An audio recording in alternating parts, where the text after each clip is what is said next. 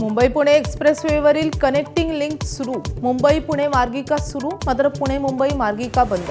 पुण्याहून येणाऱ्या वाहन चालकांवर जुन्या मार्गाने जाण्याची वेळ.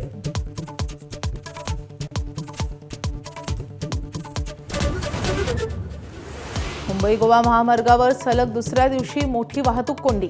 माणगाव रेल्वे स्थानक ते ढालघर फाटा परिसरापर्यंत लागल्या वाहनांच्या रांगा. सलग 3 दिवसांच्या सुट्ट्यांमुळे वाहनांची संख्या वाढली.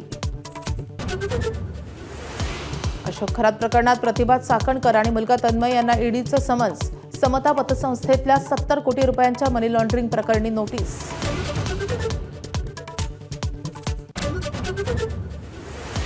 टीसीएस प्रकरणातील फरार आरोपी निदा खानच्या अटकपूर्व जामीन अर्जावर आज सुनावणी.